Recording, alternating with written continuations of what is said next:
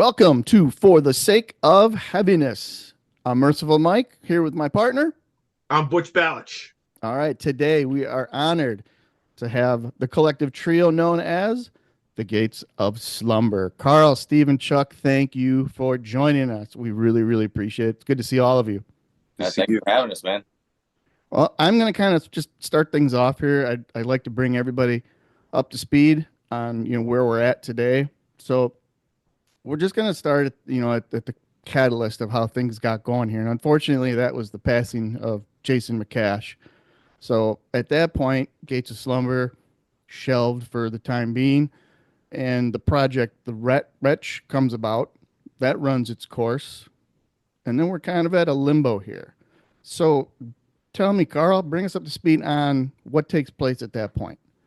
Okay, well, first, and when Jason passed, that was it. Like, this was not something I foresaw at that time. And in the intervening years, it's not even on the table. Like, Wolf Moolman had actually emailed me many times in the intervening years, like, can Gates play this? And I'm like, I can't, there's no band. Wretch did run its course. And we were gone from like 2017 for a few months. And then Bryce, gave me a call and was like, let's try it again, because we'd had a lot of, it was fucking successful. We had a decent mini tour in the US, and we had a really good tour of the UK and a great festival appearance at Roadburn. Like, things were good. Sure. It's just, it was what it was. So he wanted to try again, and we contacted Dustin, drummed for Skeleton Witch and the Dream is Dead here locally. Great thrash heavy drummer. And, of course, it was a total departure, and we were doing some we played, with Apostle up and, you did a show for us in Milwaukee. So we were trying to keep going, but, a lot of damage had been done, and the band had just kind of run its course.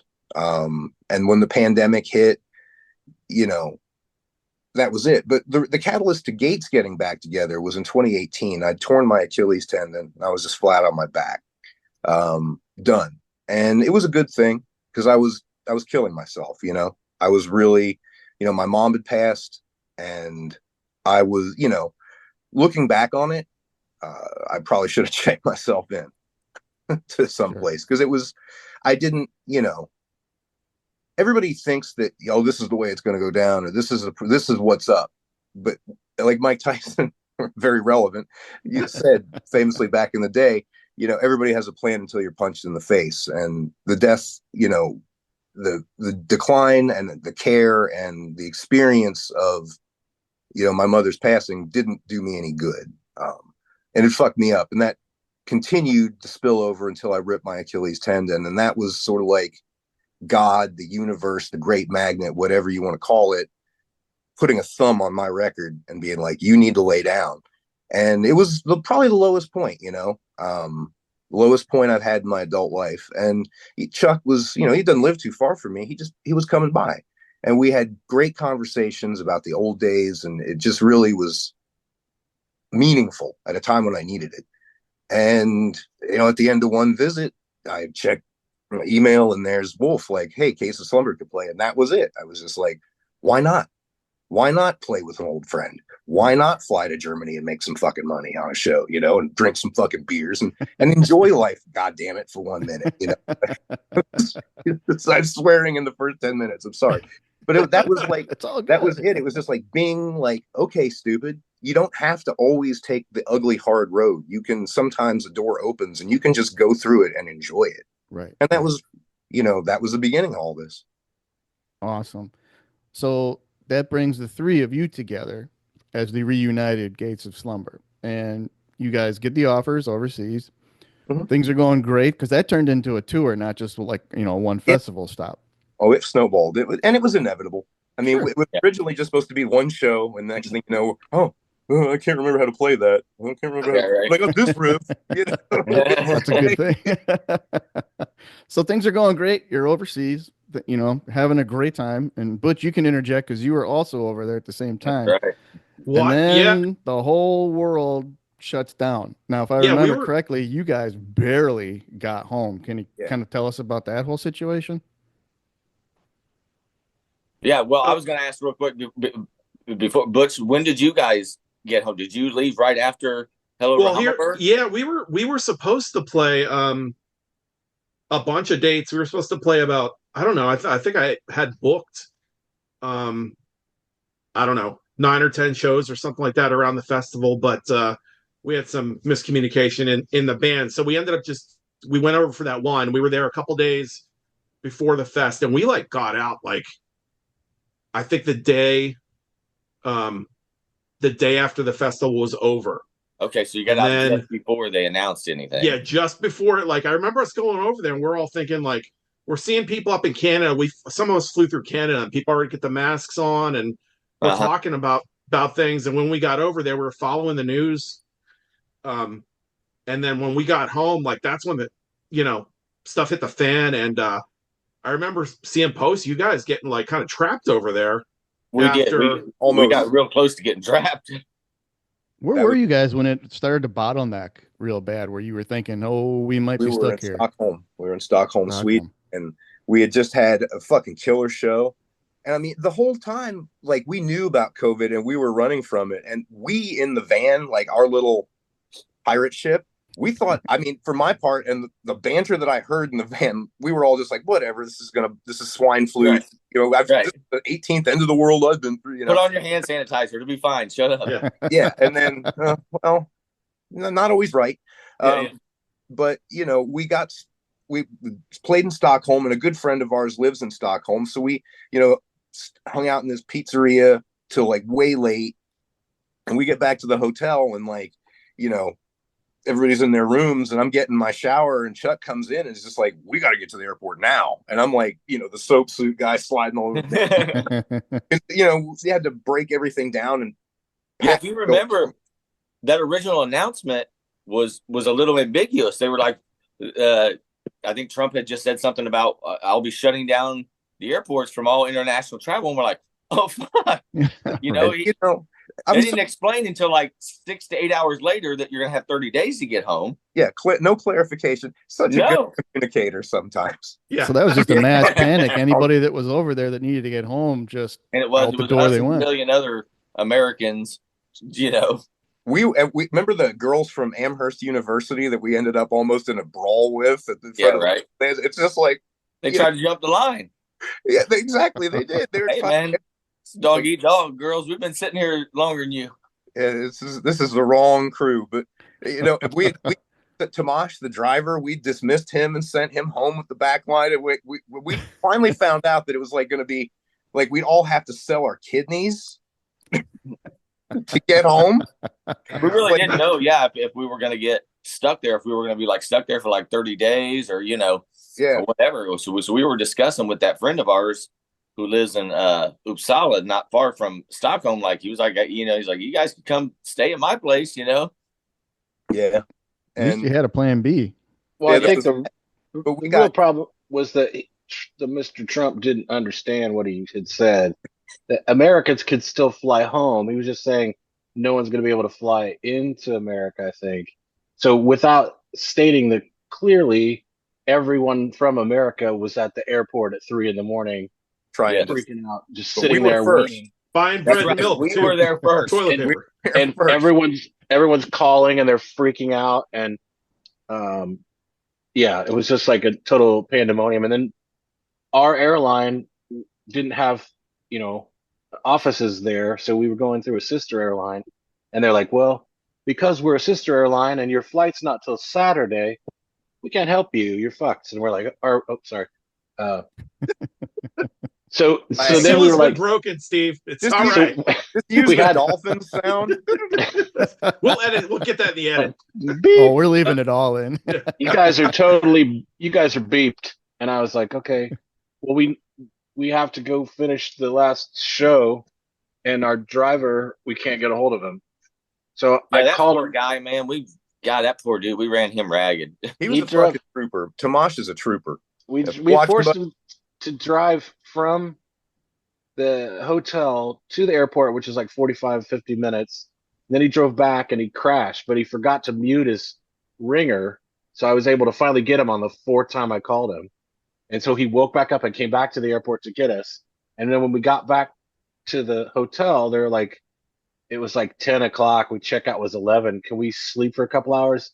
Oh, you need to pay another $30 to $50 per person. So we said screw it and drove to the bus, The ferry. we took a boat, a ferry. That's what I meant to say. And so at the time, everyone is like, there are boats full of sick people off the coast of New York. Don't ever get on a boat. We got on a boat to go overnight to Helsinki to play the last show. It was very stressful, and we all thought we were going to be stuck there. And my wife had been following along the tour with her friend, and they went up to Tromsø, to the northern part of Norway, to see the Northern Lights. And I called her, and I'm like, "You need to get out of there." And she's all sleeping and hung up on me, and then she ended up taking the last flight. She took the last flight out of Tromsø because of COVID. So she luckily, if she hadn't gotten on that flight, she would have been stuck in Norway for probably a couple of months. I don't know. Man. Yeah. And then we get to the last show, and we play that, and everything shut down. Yeah. And you couldn't get a hold of the airline via phone or their website or anything. We had to go there after that last show at like 3 a.m, and they put us on an earlier flight. The flight was like double booked, so you're asshole. Damn it, beep. It's all good. It's all good. We're like just butts to nuts with all these strangers that are all trying to get home. And we get to Chicago, and it's just like giant cattle call, like 3,000 people all packed into one area, and I'm like, we're gonna die here. This is terrible. Anyway, that was. Do you remember the guy when we were coming through customs back into the U.S. and they had the little forms that you're supposed to fill out, and because they're trying to keep all their forms, but nobody brought any pens, and that business dude was like wild-eyed, like waving at the lady's face. What am I supposed to use my bleeping mind? I don't remember that, but that's fucking awesome. And the water, like they were like throwing water into the crowd. Oh yeah, just like it was very surreal. It was just like it was very surreal. We got back there to ORD. We were lucky because we were one of the first planes to land. So we got through there in like 2 hours. There were people that later on we found out were there for like 8 hours in like the cattle in a super trying to get out of the airport. The irony is that they're like stay 6 feet away from people, but when you're stuck in a line of people that's got to, it's like going to 2 feet away from the next person. No, it's impossible. Yeah, you Kings Island, they didn't give you any masks when you landed. That would have been helpful, but it was just like paranoia. Every single person in there was like terrified, and there's people walking around with hazmat suits, looking at, they got the mask and the eye shields and stuff. Yeah, it was a little bit like that movie Contagion. I think that's what it was. Yeah. Contagion.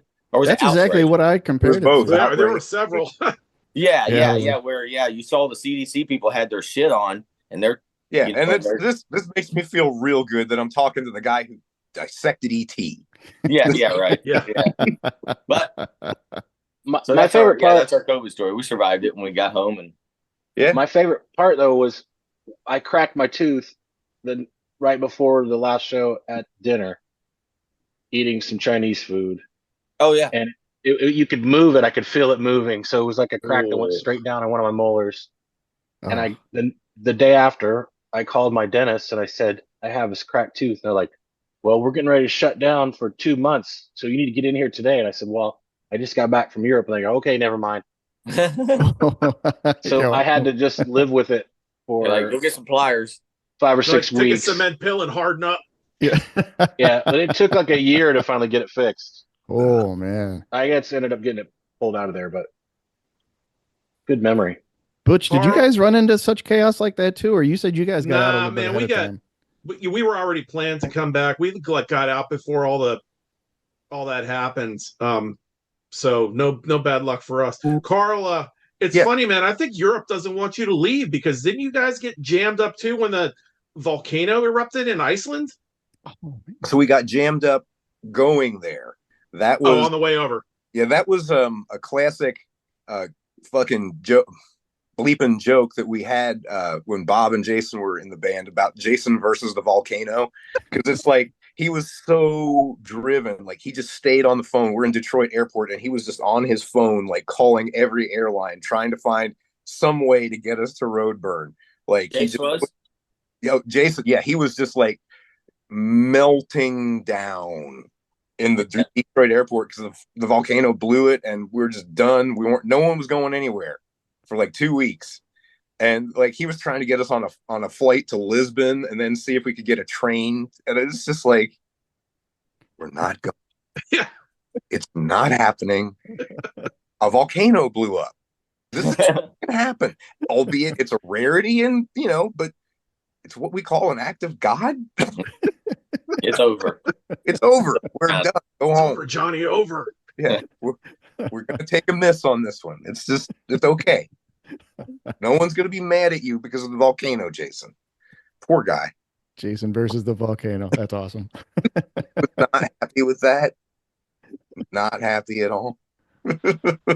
All right, so you guys eventually get home, and we've got a period of time that kind of brings us up to the very soon to be released new album. So let's talk about the new album as far as, how'd the writing process go for the three of you? Go ahead, somebody take it. I think it was pretty much kind of how it always was. Back in the earliest days, like I remember, I had songs that I'd been working on since like 1997, 98, like starting to work on those songs. And by the time that everybody got together, I'd worked, did a little demo in Cleveland, and there was the Sabbath Witch demo, and Brad Elliott and Chris were in the band, and we had that going. And then, Chuck was in, and then Brad left, and it was me, Chuck, and Jason. And that was kind of things when the ball really got rolling. Yeah, it really got rolling. Like we were on that crazy practice schedule. Like that wasn't crazy. It was bleeping awesome. Like, It was awesome. Yeah. Yeah. 3 days a week, 2 hours at a go. Like, and we had the songs. Best time. Yeah. Yeah. And you brought in The Burial, and Jason had Broken on the Wheel, and those were there. Like, it's always a case of people bringing in songs that are 90% done, and then it just kind of sprinkles their thing on. So the process is still the same. It's just, it's like the Mark 6.9. I don't know. It's whatever Slumber it is. It's like, it's still very much the same as it's always been. Yeah. Yeah. It's pretty easy process too. I mean, most everybody is pretty easy going with their shit, and somebody wants to kind of tweak something, to their liking a little bit. Nobody seems to get upset, or right. Somebody brings in a skeleton of a song, and we need to tweak it or something. Nobody tends to get upset about it. Like Carl was saying, some of the songs, they were brought in and they were 90% there, and then you still got to put vocals on it and maybe figure out a couple transitions or whatever. But we did have a couple songs where they would come in one arrangement, and then by the time they got done, they were different arrangements, same riffs and stuff, but different arrangements and stuff like that. And nobody's feelings get hurt or anything like that. It as corny as it is, it's about what made the song sound best. If it improved it, cool, and if it didn't, it didn't. Yeah. Yeah, that's just how it is. And I think that's just also being older, and when you're young, every little, there's a lot of, you want to die on a lot more hills when you're young. Yes. A lot of things, and you have a distorted sense of what's important. Yeah. And age has you're real protective of your stuff. Like, no, you can't change anything that I brought in. Yep. And it changes with time. People, I'm 100% different, like 180. Like I remember, like when we were doing like Hymns of Blood and Thunder, like it was a 3-way screaming match over the size of the friggin' horns on the guy's helmet on the front. I mean, that's when you're in the thick of a Spinal Tap. Yeah, helmet, man. It was so ridiculous. Like, I don't think Jason talked to me for a week and a half on that. Like, we drove back and forth to practice, and he wouldn't say anything. Like, it was, it was there, man. Like, and there was a lot of like feelings wrapped up in it, and belief, and like this, and then those kind of expectations and that kind of like obsession, it leaves you with very little room. You've painted yourself into a corner when you're that invested in something, and something has to break. And I think it broke, it broke us. It like breaks a lot of bands, yeah. Yeah, but Jesus, like Jason and I were not on speaking terms when he passed. Well, I mean, we were on speaking terms, but it was like distant. It wasn't like best friends. It was a stressed friendship at that Yeah, point. stressed and damaged, and like same thing with Bob. And I think a lot of that stems ultimately from unrealized expectation and hopes being dashed. And it's just like I remember when we did Roadburn Fest, like I was working, bouncing at the Melody Inn in between tours at that time, like just kind of whatever temporary jobs and part-time things I could string together.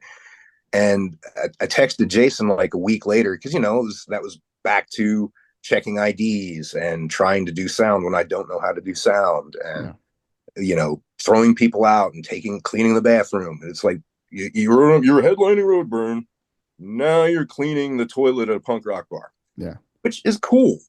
That was just like, okay, this is the way that it is. And I remember texting Jason, like getting ready to, as you do, like work has started, the bar is not filled up yet. We have 40 minutes until the show. It's just texting with a friend. And I was like, man, wasn't that great? Just trying to reminisce about something good as I'm getting ready to get thrown in. I think it was like a band called Money Shot, where the dude you could throw $1 on the stage and take a stapling gun and like staple. You could staple money. I mean, it was kind of like Indianapolis's version of the 31st Street Pub, which it was just like you could get some really fucking bleeping wild bands doing things that I just don't think people do anymore. But whatever, I was just trying to like reminisce about a great time, not a week earlier. And his reply to me was, "Nothing good ever happens." Man. And I'm just sitting here like, that was like, what? It's like, dude, we just had this triumphant moment.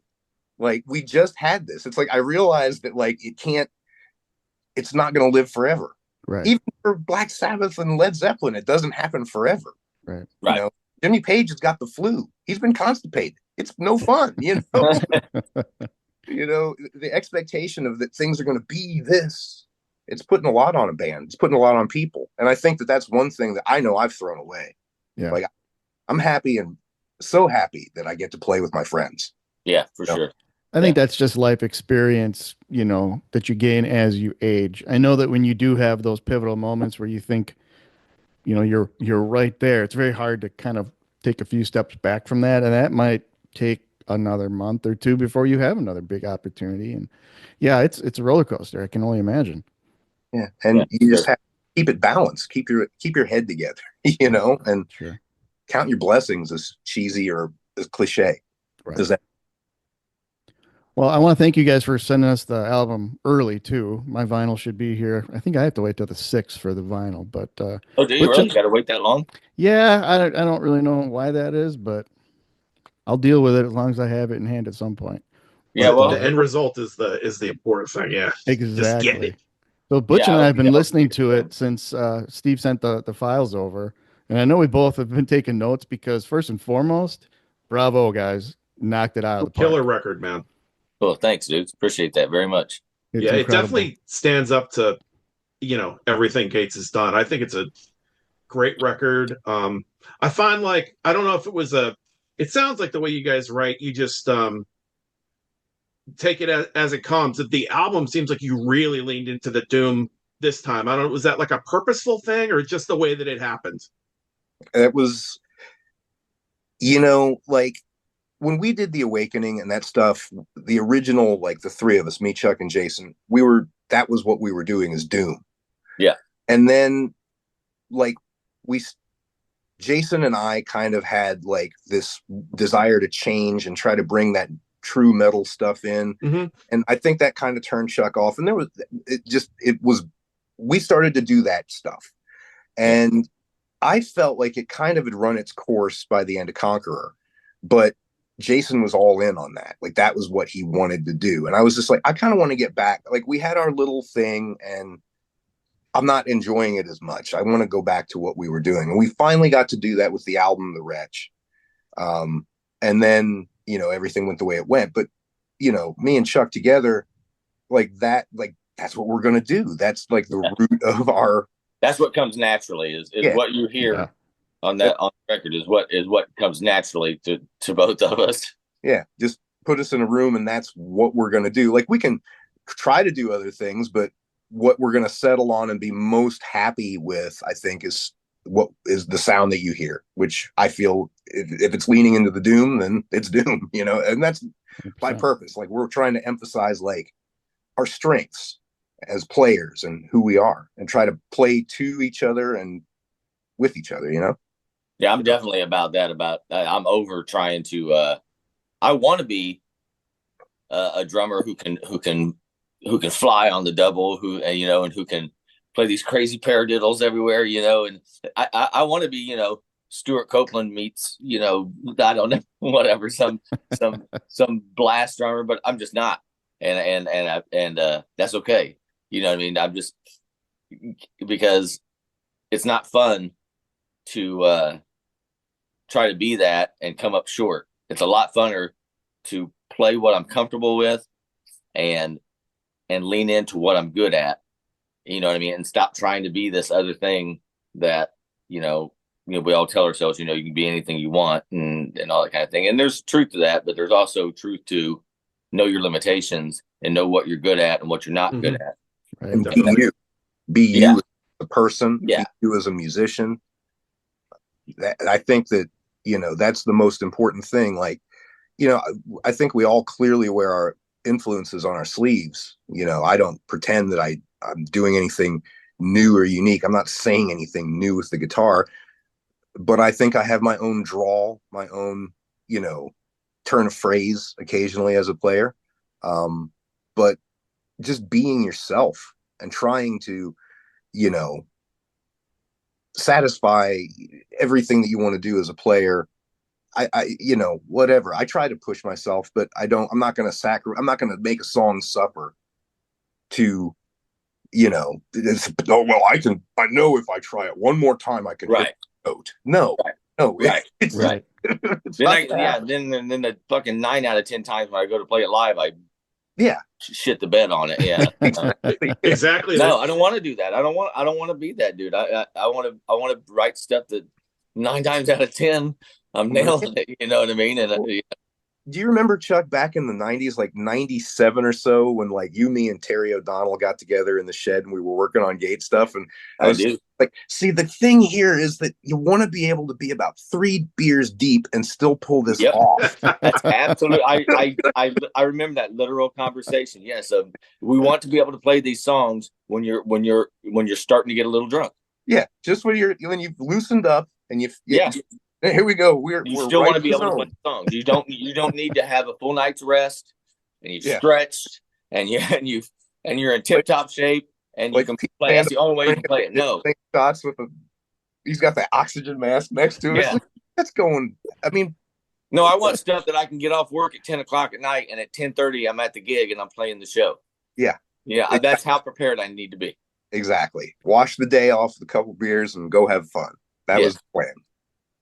Yeah, there's a fine line too between, like you said, I mean, you always want to push yourself and try to do, expand your artistry, but at the same time, when you're a band that likes to play live with people watching you, not only do you want to be comfortable when you're 3 beers deep, but you want the crowd to think you don't want it to be like, oh, it's studio trickery or whatever. Like you want to be able to be powerful live. So I mean, I totally get what you're saying there about, know what you're good at and push yourself, but like, be able to bring it live, man. It's about self-acceptance, really. About like no longer wishing to be somebody else, but just like, hey, this is me and this is what I do. And sorry, Hey, Steve, what did you think of that? We kind of got off the topic, but what did you think about how the writing process went? Was it, did you like the way, do you like the way that we write shit or, because Steve, he's a big guy. He likes to jam a lot and write, but that's cool though. That's where ideas spawn from, right? Me personally, I've been I had extensive experience of free form improvisation with a previous group, and we did it to the point where nobody was, virtuoso about it, but you start to get a mind meld after a while. And when things change, you kind of feel the change and you know where this other guy's already going to go instinctively. So I always try to push for that. And we've started doing that a little bit at Yeah. our practices too. But We've had I some think yeah. when we started out, you guys, of course, I hadn't ever played the bass before. So I'm learning how to play the bass and learning how to play Jason's parts on these old songs. And on top of that, you had two new songs that you already had pretty much arranged. Full Moon Fever was arranged, but the lyrics weren't done. And then we had to keep, but we didn't have any lyrics for that. That became Embrace the Lie.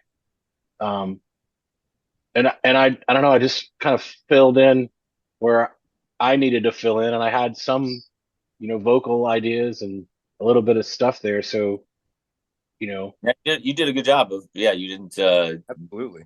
you melded right into the way Carl and I kind of write and just fit right in. well, I mean, it definitely helps that you and I've been playing together for, Yeah. however many years. True. Yeah. But it's just like the cooperation that it takes to pull it off. Because sometimes the songs are done when they're introduced.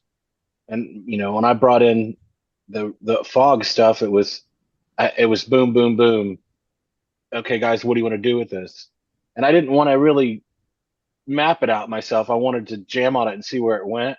And it took us like a month or month and a half to figure out how we were going to break it down and do it. So that was pretty rewarding because by the time it was all said and done, Carl came up with the middle part and we made the intro totally separate. We never came back to it. And the song breathes a lot more the way we ended up with it, So, I mean, it's like a little experiment, you're in your It came out laboratory. really well though. Yeah. I'd forgotten, Steve, that when you brought those riffs in, you were like, well, here's these riffs, but you weren't real stickler on here's the arrangement for it. We kind of jammed on it and did it several different iterations of it. I don't know if that's because of all the jamming that I've done that I need to jam it. I need to hear it with everybody playing their parts so I can make a decision on what I really like the best. Like I see a riff as a potential within a song, and same with vocal melodies too. Like I'm real like until something locks in, I don't move on. I kind of let it fester, and that's kind of what I was wanting to do with those. I want to hear everybody kind of play it and then start to feel it and figure it out. And at first, we weren't 100% sure. It was just playing them back to back, and we didn't have anything else. It wasn't a done deal that we were going to even use the riffs. You know what I mean? Mm-hmm. But I mean, other than that, everything kind of fit like a glove. There was, as a bass player now, I feel like I appreciate the role itself, and it inspires me to come up with stuff. And I try to think more like a bass player, and I'm singing backups to some of the songs, and I'm trying to make some flourishes where it fits. And I always try to serve the song. I don't care about anything else really. And I just think that we definitely have a good chemistry. By the time we got to the studio, there were still some things we were kind of, questioning, should we do this long or where should we stop here? And I got that little victory at the very end of the album where I started playing that bass riff real fast, and I'm like, no, we have to keep that. We have to keep that. If the album we went back and forth on that a billion times about whether that was going to be like a reprise on the Plague or not. Whether right, is that what it was? The Plague, yeah. We played it or not, and the music stopped, and Steve said, "Fuck it, I'm doing it." I said, "Okay, I'll join." There's actual video of that too, that moment. But when we jammed it to death in practice, and we kind of talked ourselves out of putting the ending on it, and I think it's because it didn't feel like it was going anywhere. So at the moment, and we're in the studio, I looked at Chuck and I flicked my little bass pick around, and I did it, and we played it, and knowing that we could cut it off if it didn't turn out the way we liked it. I don't know. That was the one and only take of it. Yeah. I'm glad it made the album because it's awesome. Yeah. It does give. What you know about the ode to the tip of the hat to Penance in the Fog? Yeah, that's in the fog. So yeah, Yeah. going to that one, like, um, Steve had those riffs, and we had several different iterations of how it was going to go. But the thing was, is like, I knew I wanted to sing it, even though Steve's amazing. Like, dude just like picks up and like he's like scatting over like riff. I'm like, like breathe. It's a lot of work for me. I don't know how it is for Chuck playing it. I'm sure he's like probably flawless with it now, but for me, I'm like, No. must do. Yeah. It's very, very difficult sometimes. I psych myself out. To not follow your hands and Yeah. and actually write a vocal melody that's weaved in and out of the guitar riff instead of La, the la, NIV. la, la. Yeah. Da da da da Follow da her. da da da da da. Yeah. It's you want to vary it up and try to be, yeah. Anyway, it goes back to the earlier thing, but so the riffs, like I loved all the riffs, but it was like clear that like we were just changing things and we weren't like, it wasn't solidifying. And I was like, what it needs really to bring it together is it needs words. At this point, it's got to become a song. And I'm like, it's too good to throw away. We've got to make a song out of this. So like, I just was like, in total Sabbath fashion, the intro became the intro. I was like, yes, this is the, hey, something is about to happen. It's like the prelude, the opening credits, the opening suite of like of a big musical thing, or as we would like to believe. And then that second riff with the hook riff of the song, it's just so dramatic with like the big movement of it. And I was just listening to it and playing it, and like, just, we used to do this with like the early songs, like Stitch Back from Death. I watched like the Frankenstein movies, all of my, and just like, yes, this is like where the creature comes out of the shadows, and this is that part of like movies in your head. And I just saw this ship like being tossed on the waves, and it was like, okay, yeah, that's cool. Now, what story can I tell here? And that the fog came instantly, almost instantly. It was really like, yes, because it's also creepy. It's got that horror feel to it. Right. Just at that point, like the line, "The reckoning's coming, a curse so long laid," and it was just like, okay, here we're off and running. And the lyrics came together pretty quick, and it's just told from the perspective of Blake. Right. And I can't remember the name of the song. For the love of God, I cannot remember it. But it's off the very first Penance record, and there's that bit where it's like, you barter your soul for this chest of gold, or dwell with us now and forevermore. Yeah. When it came to that middle riff, I was just like, and this is like, it's awesome to talk to you, Butch, about this, because like Penance has been such an important band to me musically. Like, Terry's playing, he's still like, his soloing style, the terseness, and like just his whole thing is just like, has always been one of the undersung heroes of doom metal guitar. Definitely. And like, and Proving Ground's my favorite Penance record. Like, it's just like, it's a huge like record to me. And Thanks, man. You're welcome. And it was like, when we needed that middle part, I was just like, man, this has got to be a real fucking bastard heavy riff. And I was just like, what would Terry do? I would do this. The channel it. And I came up with that, just that weird like half step power chord thing with the hammer-ons and trills. And I was like, yep, there we go. And I was like, and that lyric from the song, it just fit right in there, and it fit perfectly. So I was like,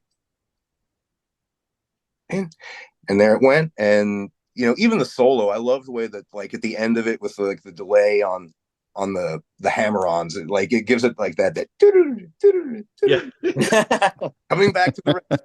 We're transitioning out of this part and into the end of the song, and then like the outro, like with Steve sings and stuff like that. I love Steve singing in the band. It's just like, in my brain, it's sort of like Glenn Hughes and Deep Purple. Like, it's just like that power that comes through, like that 1-2 punch is so brutally heavy in Purple. I love it, and it's just like, it's now here, and it's like this thing that we can do now, and I love it.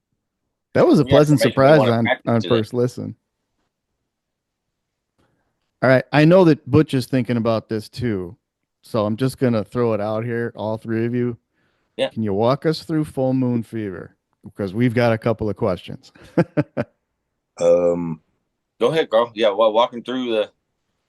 Well, It's about werewolves. about Or a werewolves. werewolf. Yeah. So the title. I originally wrote that, the do do do do do do do do do do that riff, the opening riff.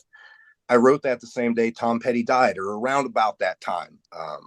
And it's like, you wouldn't, through anything that I play or anything, you wouldn't think that like Tom Petty meant anything to me. But I love his music. It's a real shame. I love everything he's done. I just like rock and roll, and that was great rock and roll. One of the greatest artists. Hell yeah.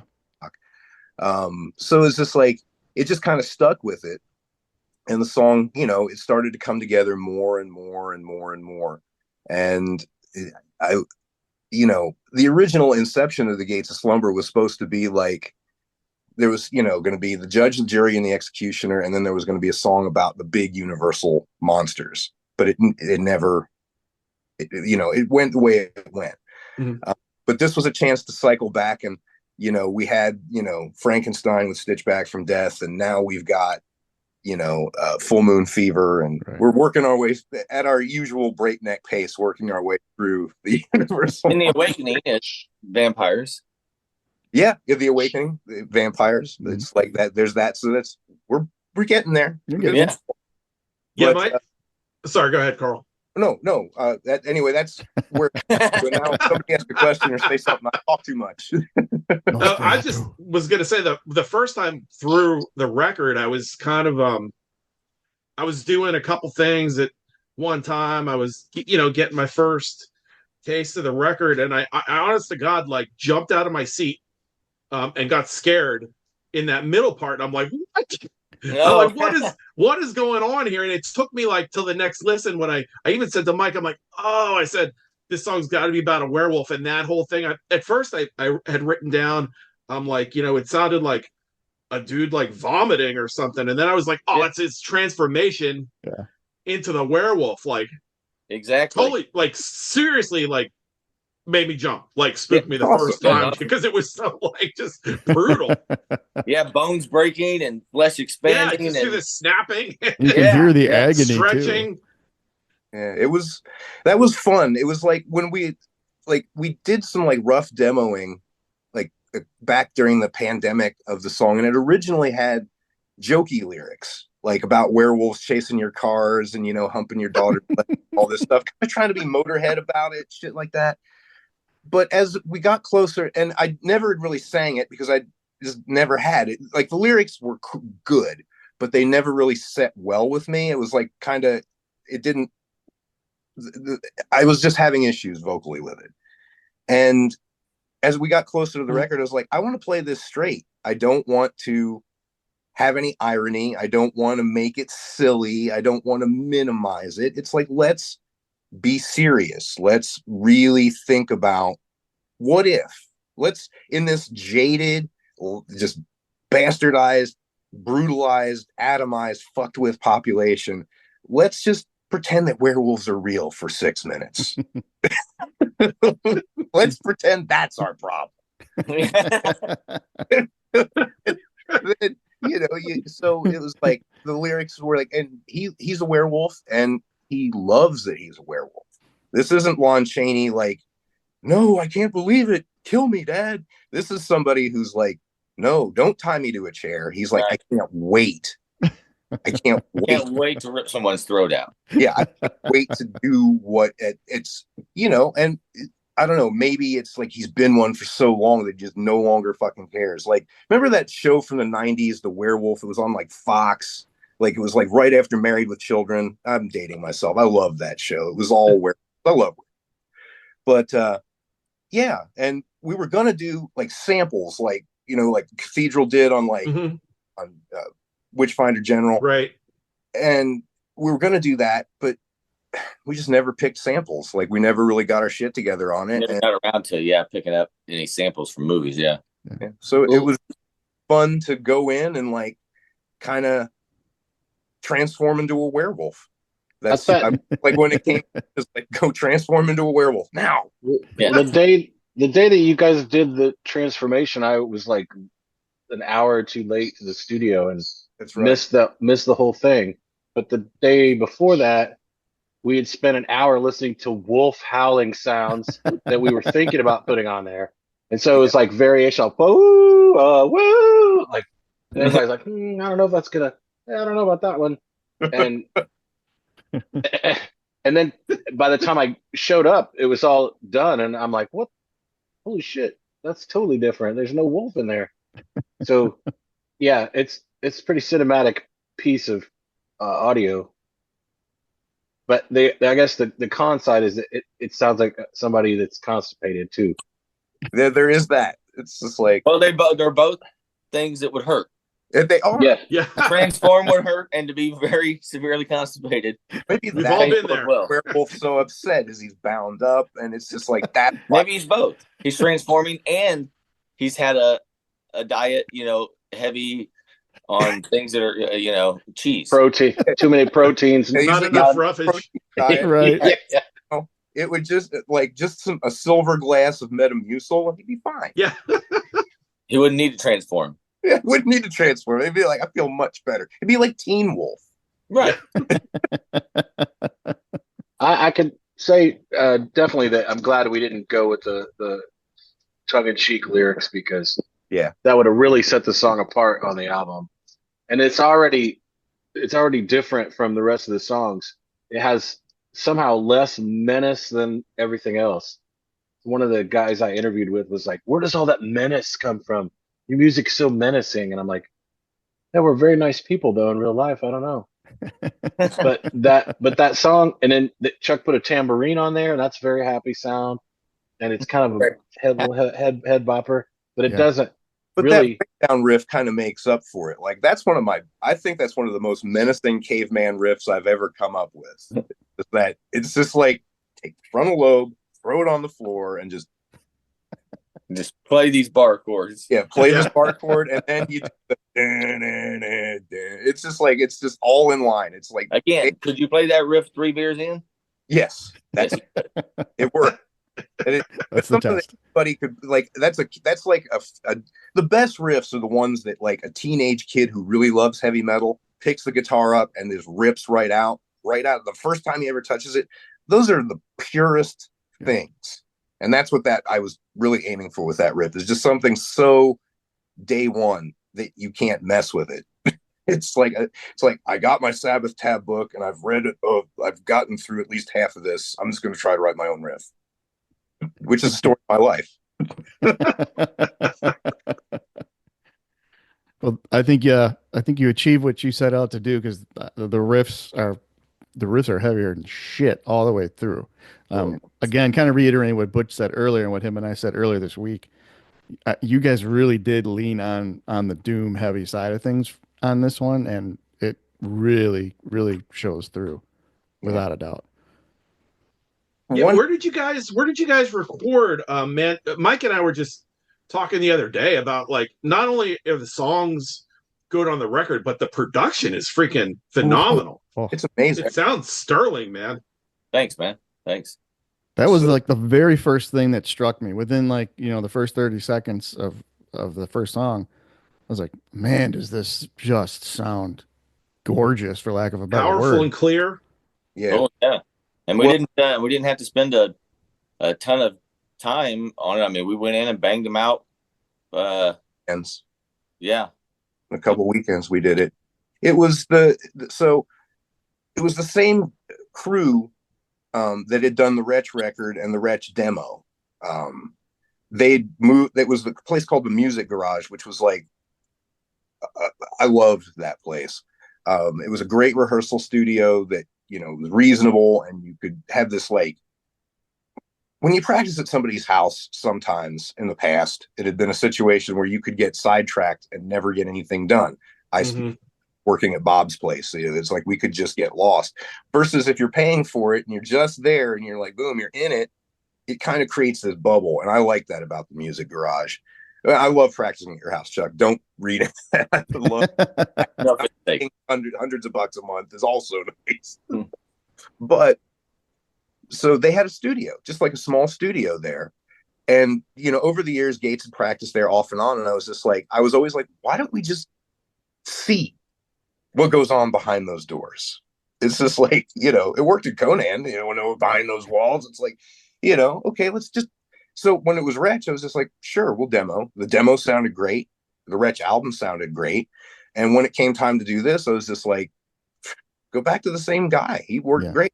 Now, we got Chris, he'd stepped out of it and he just manages the place. And they'd moved from north to downtown in this place called Wabash 416. It's a whole different place, though. Yeah, whole different business, whole different everything. But he still has a studio there. And it's not a big place, but Mitch Lohman, the guy who recorded it, he's awesome. Mitch had done a Wretch demo with Dustin that turned out great, that we never did. It's just there. I need to figure out what the hell with that. And then, he, of course, our record, and I love what they did. Mitch is a great, great engineer. Yeah. That was the first time Steve and I had met him. So we didn't have any, history with him or anything, but, to your guys' point, he dialed it right in, man. I mean, because we just played in this big open, because it's like an event center, but it also has a studio in it. Like there's a huge, nice, state of the art, first class control room in it. But the live room is this big open room where they also rent out for like events. So it's just this big giant open room, and we were just set up in this big giant open room, and it took like no time to get the drum sounds. Like Mitch, like I said, it was the first time I'd ever met him, man. But he got it right away, like what we should sound like, you know what I mean? And he dialed it in. Like I remember that being a pretty simple process, man. He dialed in the sounds, and day one, man, we were tracking shit, man. And fast. Yeah, the tones and everything. The tones are absolutely perfect. I mean, from the bass guitar, drums, everything is so just perfectly balanced. I mean, it's a very enjoyable listen just on that alone. That's a credit. That's a credit pitch for sure. Yeah. Now, go ahead. No, go ahead, Butch. I was just going to ask, like, with you guys definitely took advantage of having multiple singers in the band. Is that something you'll do? Is it something you'll do? You could see doing more? I mean, you got three guys, all of you sing. I would love. Is it something you could see like doing three-way kind of stuff? I mean, not a three-way, but can you rephrase that? Edit. I would love. But yes, yes, definitely more vocals. Yeah. I would love if Chuck would sing in the band. Now, I'm not talking about the Garth Brooks mic, but just the gooseneck to get it around there, just for some choruses. I love Chuck's voice.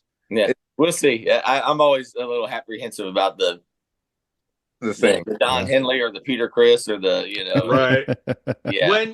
When you do write the vocal lines, is that still falling mostly? Is it falling mostly to you, Carl, or do you guys bounce ideas around, or whoever brings a song in has the melody lines, or they just come last and you bash it out in practice? Or so my preferred way to do things anymore, and it used to be like there would be music and it would be completely done, and then I would be sent off to do my homework and write words, and it would get down to counting syllables and beats and like drafting, like building an etch, like a model or something, director set.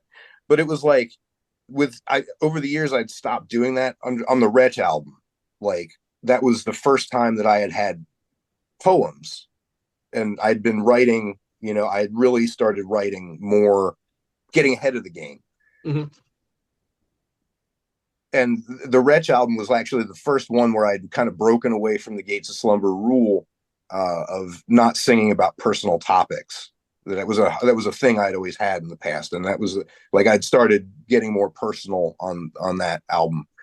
But having the words and the music at the same time makes it so much easier for me, because I can figure out what I'm doing and get my vocal pattern together. So I like to do things that way. And if I can't do things that way, I just do the best I can, because I know like we talked about this earlier, I know my limitations as a singer, and I know what I can and can't do. And so I just stay in my lane. And like, that's what's nice about Steve, because he's so much better than I am. I would like to see him sing more songs. I love the fact that he sang We Are Perdition. I love that aspect of the band now. It's cool. And it's, I don't ever want to stop singing, but I definitely enjoy, I enjoy having another singer. Yeah, the dimension that it brings out, it does. It brings a whole new palette to something. And that's, I think that's good. Well, I mean, I feel lucky that they're gonna let me get away with improving vocals over every jam we do because it can get annoying. I'm sure. Even when I'm not sure of myself, I'm still spitting stuff out, and some of it is not going to be good. That's just how the nature of improvisation goes. But on these songs, I had "We Are Perdition." After I left the Devil to Pay practice, I was still buzzed, and I had this riff in my head as I was driving, and I got in the house and I laid down the riff with the bass and then recorded it. And so I had some of the words right there and then. And so I give it to Carl, and I don't have the verses done, but I have melodies for them. And he was singing the stuff that I wrote, and he was kind of like, "Why don't you sing it?" And I'm like, I would like to, but I'm not 100% sure. Are the band's going to be like, "Oh, this sounds like Butt Rock Devil to Pay" or whatever? I don't know. Like, were people not going to accept it? I wasn't sure. And I said, and I had to sleep on it and think about it because I don't want anybody to think I'm here to take over any roles or anything like that. But if I can make it fit and it still sounds like the Gates of Slumber, yeah, I'd like to try that. And so we did some demos of it and it seemed to be okay. The guys didn't hate it. I'm sure if they had, they would have told me. But for Perdition, we had Carl sing the lead on the choruses so I could do the harmony under him. And some people don't know that it's not Carl singing the whole thing, which is pretty entertaining. Yeah, I got real good. Well, I mean, I just have a different tonal quality. It's, but when you come in, I could definitely hear the change of the two voices. And I like singing harmonies. I'll sing on every single line if you let me. But I know that only really works if you're doing it at the right time to maximize it and not, you pull away the rest of the times. So when we were working on Embrace the Lie, we were talking online and he had the lyrics for the chorus. And I thought he meant for the next part. So there's like, he does the verse and then there's the chorus. And then there's that kind of a bridge part that they came up with. Or did you guys come up with that riff, right? No, that was the one, the smoky riff, the one that's at the end now. No, the one where I'm singing my version of the chorus. The riff right after the second chorus, right before we switch to the breakdown. That doesn't matter. Anyway, there's like almost like two choruses there because I took Carl's lyrics that for his chorus and I applied it to the next section. So I'm more or less saying the exact same thing, just with some more words. So if you listen to, he's saying, when I say the lies, that's like his chorus. Does that make sense? Mm-hmm. I'm going lies. Initially, that was fight. It was going fight, fight. I just pictured a whole room of people do a fight. And then when it kicks over to that riff after that, the mindless, endless vision deep in your eyes. That part, I was taking those words you had and adding a few more words to make this Ozzy sort of melody flow in there.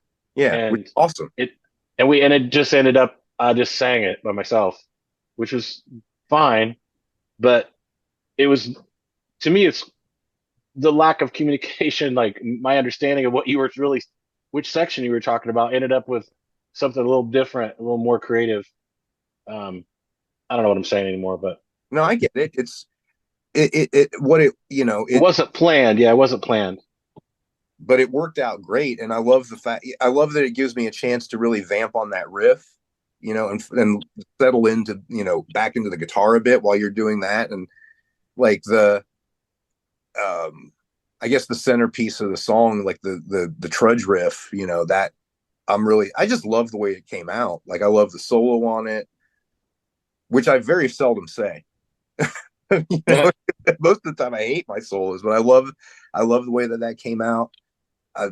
Yeah, Embrace the Lie is awesome. And somebody in the review I read yesterday or the day before, it was saying your solos on the album were Hendrix, like you were comparing you to Jimi Hendrix, and I was like, yeah, Just take it, I Carl. hear Just that. take it. Don't question it. Just take it. okay then. Not, I'm Hendrix not. say okay. He's not saying it Step here. back. It's just saying it's the spirit of it, whatever. Well, I can, I'll take the spirit of it, but like the man was a genius. So, and I am not a genius, but yeah, that's very, very, very weird and flattering. Thank you, whoever wrote that. Stop it. I definitely think, as the album as a whole, you can tell you guys were really locked in and having a hell of a Yeah. good time Oh putting yeah. it all Oh, together. yeah. I mean, Yeah.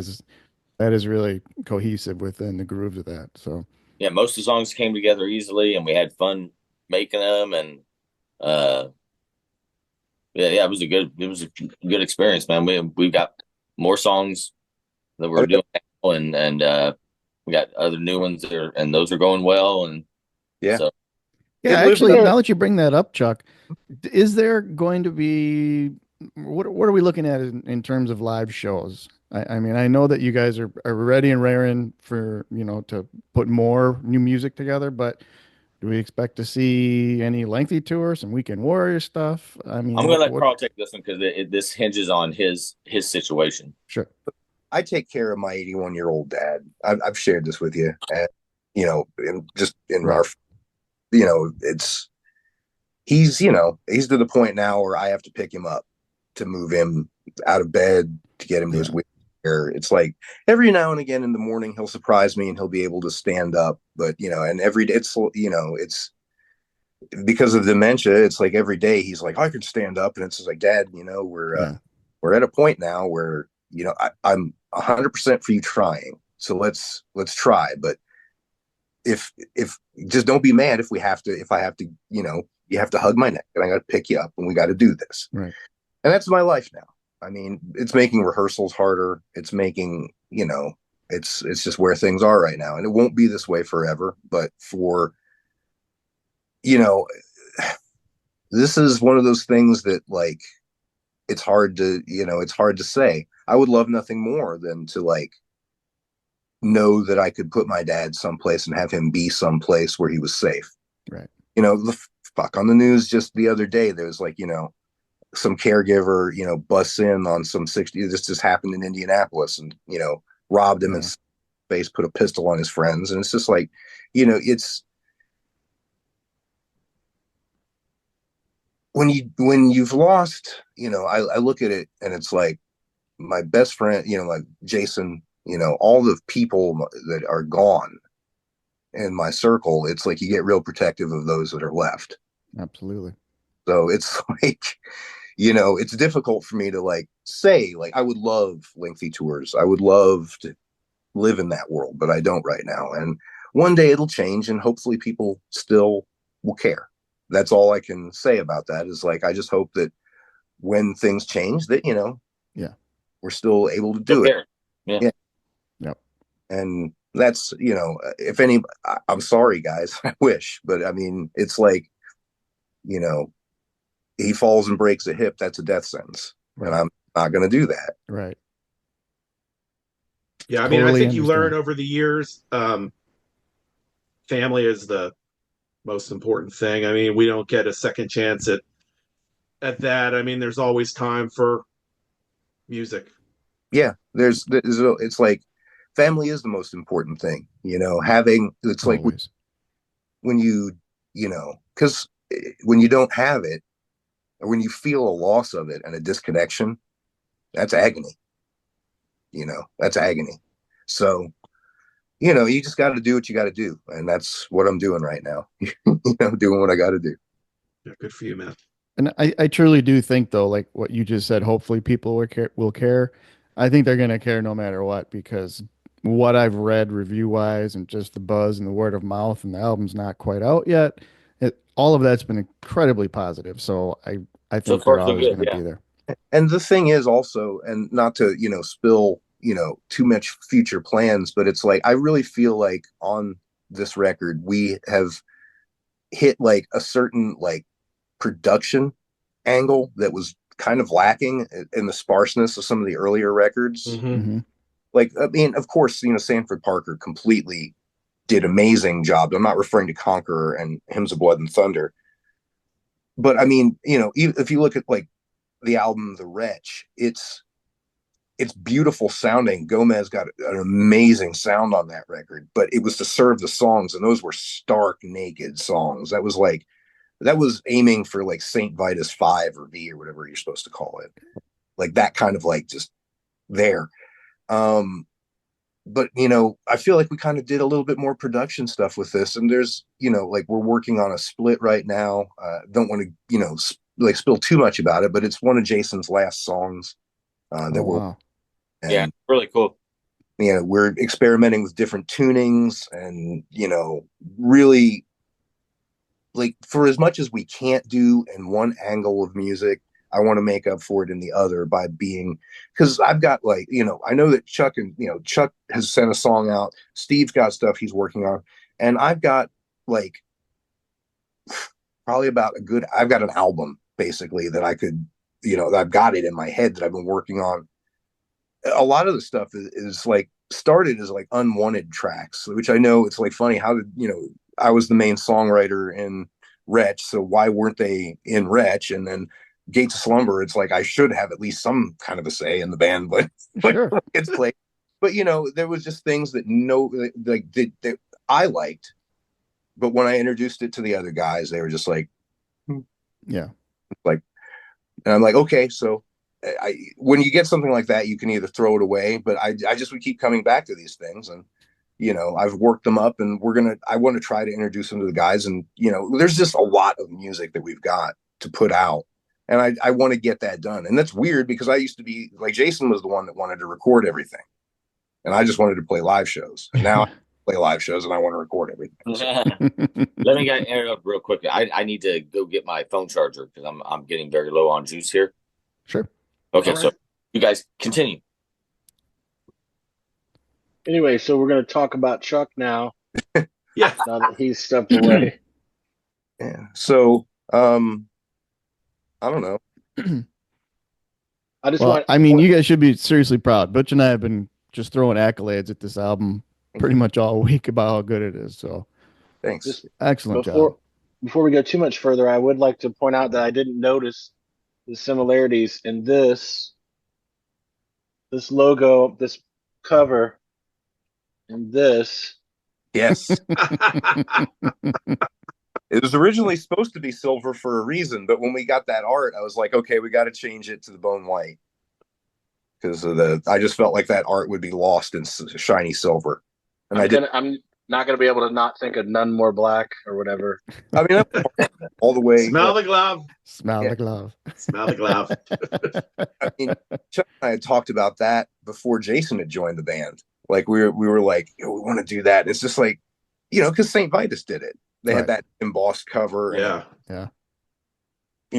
Always, love Saint Vitus. Like, it was a huge, another, like, without Saint Vitus, I never would have learned to play the guitar. Like, that was ultimately how I learned to play guitar, was like copying Saint Vitus records as best I could. Well, shit, guys, I'm trying to figure out how to, my technologically challenged self, trying to figure out how to hold this phone up. You go. And also keep it plugged in. Just keep it wobbly like closer, that. You're closer now and more handsome than ever. Oh boy, that's when it's getting dangerous. Let me see. Look out now. Look out. Let's see if I can get this. Who is that handsome man? Let's see if we can get this propped up here. Jesus Christ! Let's all move together so we can make it. Like Star Trek. Sorry. Well, I thought I'd be able to just turn my phone upside down, right, and it would adjust. But that's what you get. You get Chuck upside down. All right. Well, upside down, Chuck's turning me. Instantly. Well, let's see how long I last, guys. I don't know how I'm on about 10%. We'll see how long I last, and then if I check out, I'm sorry. Well, I tell you what, Butch has got something kind of cool planned, so I think this might be the best time to jump into that, gentlemen. So right. I'm gonna let Butch questions. go away with this one. This is gonna be a good time, guys. Freeform Rorschach type quiz here. Speed round. All right. Everyone answers. We'll start with an easy one. Trouble, St. Vitus, or Pentagram? St. Vitus. St. Vitus. Trouble. Trouble second. H.P. Lovecraft, Robert E. Howard, or Bunny Carlos? Lovecraft. Lovecraft. Lovecraft. All right. Ace of Spades, Aces High, or Ace Frehley? Ace of Spades. Ace of Spades, yeah. Steve, I thought for sure you were going to be an Ace Frehley. I did too. I was really waiting for that. That's it. He That's does a great Ace Frehley impression. You get what you pay for. All right. Conan, Solomon Kane, or Gru the Wanderer? Conan. I have to go with Gru the Wanderer, sorry. Gru. Yeah. I love Gru as well. Bobby Liebling, Bobby Blitz Ellsworth, or Ricky Bobby? Bobby, I'm gonna go with Ricky Bobby's the guy I want to hang out with. I don't want to hang out with the other two dudes. I'll go with Bobby Blitz. I'm going to go with Bobby Liebling. I miss Bobby. It's a split. All right. Peak Dio, Rainbow, Sabbath, or Dio? Rainbow. Yeah, Rainbow. Or Dio Sabbath. Yeah, it's Rainbow, Black Sabbath, or Dio, yeah. Which was his best period? Oh, Black Sabbath. That was it. To me, that's his high point. To me, without question, he had the best band.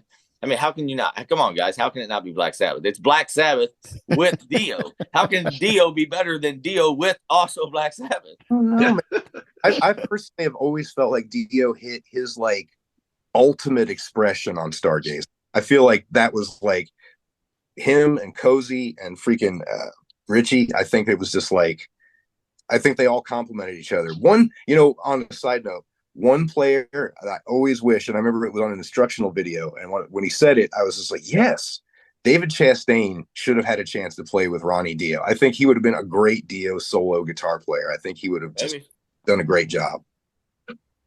Interesting. All right. Misfits, Sam Hain, or Danzig? Sam Hain. Danzig. Just the first album, though. Oh, okay. Well, all right. Yeah, I jumped too soon. I can't tell a lie. Danzig, I would go if you're giving me those three records, Desert Island. I'm going to take a Danzig record. But secondly, I would take Sam Hain, November Coming Fire. All right. It's a painful one. Werewolf. Just say Danzig sings Elvis. Come on, Carl. You know what? I'm gonna have to go with Danzig. I'm gonna have to go with the solo stuff because that was just like so very, very important when I was a kid. It's still today. I love that stuff. I might listen to Misfits more just when I'm swinging kettlebells, but that's steady tempo, fast. No Black Acid Devil, none of that. Yeah. All right, Diamond Head, King Diamond, or Neil Diamond? King Diamond. Neil Diamond. Neil Diamond. I'll be the guy. Shallow when you were young. I was actually I used to call Steve's name. I was singing Song Sung Blue when I was washing dishes earlier today. It was a premonition. It was. It's odd. All right. Bruce Franklin, Bruce Kulick, or Bruce Dickinson? Bruce Franklin. Bruce Franklin. Dickinson. Right. He's a fucking Renaissance man. I mean, how can you not admire the guy? He's probably a jerk. I don't know. I've never met him. But it's hard to not like the guy. He can fucking fly a plane. He can front a band. He can fucking start out, or he can go out on his own and make fucking great fucking records. He can write books. I mean, how do you not admire that? That's damn good logic, Chuck. That's real good logic. He is crazy, yeah. All Bruce right, Franklin. ELO. Sorry, go ahead. I was going to say Bruce Franklin's not going to stop the show because somebody got their phone out. No. It's true. It is true. All right, ELO, UFO, or BTO? UFO.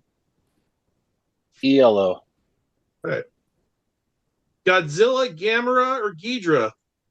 Godzilla. Go, Godzilla. Vincent Gallo, Ernest and Julio Gallo, or John Gallo? John Gallo. John Gallo. With some Ernest and Julio Gallo. That was awesome. But Yeah, that was great. Here's the scenario. To achieve all you ever dreamed of, you must summon an archdemon. He can only be enticed by you listening to a power ballad for 24 hours straight. Which of these do you choose? Home Sweet Home, Every Rose Has Its Thorn, I Remember You. Home Sweet Home. Home Sweet Home. Home Sweet Home is the only acceptable answer. That is the power ballad. That is a correct answer. And it has of that one. greatest guitar solos of all time. Mick Mars' solo on that song. It's so good. It's so good. All right. Last question. If it ain't heavy, it ain't shit. If it's too loud, you're too old. Bang the head that doesn't bang. Or anyone who wants to get mellow, you can turn around and get the fuck out of here. All right. Right there. You said it. It ain't heavy. If it ain't heavy, it ain't shit. Same. If it ain't heavy, it ain't shit. No. What's the last one from? Ted Nugent from Double Live Gonzo. Yep. That's the one. Even despite my not particularly great opinion of Ted, I think that's one of the greatest lines ever. His banter on that record is awesome. Yeah. Yeah. That's it. I mean, that's what I had, man. Just a quick, fun. It was Nice. supposed to be fun. 11, but I was never good at math. That makes two of us. I think the Gallo one for the win, though, that was fantastic. Definitely John Gallo. All right, guys. Well, I guess we can wrap this up. It's been a pleasure. It's been fantastic seeing Thanks all for of your coming on. faces. Yeah. Well, good luck with this podcast, man. I truly, from the bottom of my heart, I hope it takes off, man, because two dudes that deserve it, it's you two. So I hope it does. Well, Thanks, all man. of you guys are helping us with it. And like Butch and I say, we're just two old men in their 50s nerding out over metal and having a great time with our friends, too. So You make up some shirts or something, and I'll buy one. Absolutely. Have you thought Wear about it proudly. changing? Have you thought about changing the name though to Nerding Out About Metal? Ooh, maybe that could be like a special segment. Maybe that'll be the back of the T-shirt. Oh, there you go. See, It'd be a we need- special nerd. spot. We all have to wear glasses and put tape in the middle. And And I Pocket protector. like really get into yeah, favorite song. button up, man. You know, I love doing that. Like that's what life is really all about. Like I do that with I have a favorite. I can tell you definitively and factually what the greatest song in rock and roll is. And Is that right? It's Thrill of It All by Black Sabbath. It's the greatest band, their greatest record, and the best song on that record. And I have listened to that thing. That's probably the song I listen to more than anything else. Lyrically, it's perfect. Down to the pick squeal when Iommi is beating those strings. It's so like it's flawless. I'm gonna have to think about that. I will take that under advisement, Carl. That's just one man's opinion. That'll be on the table tonight. I'll have to listen to that. All right, Write Butch, that any down. closing statements? No, I mean, thanks for coming on. And yeah, the new album kicks ass, man. And looking forward to more music from you, and eventually seeing you guys live again. And open invitation. Come on whenever you want, man. I was gonna say, yeah, when we'll the nerd next out with all of you. when that split comes out, maybe when that split comes out, we can talk about it. Oh, that'd be fantastic. We'd love to have you guys back. Yeah, be great. All right. Well, we'd like to thank the Gates of Slumber. I'm Merciful Mike. I'm Butch Ballich. For the sake of heaviness. Peace. Woo!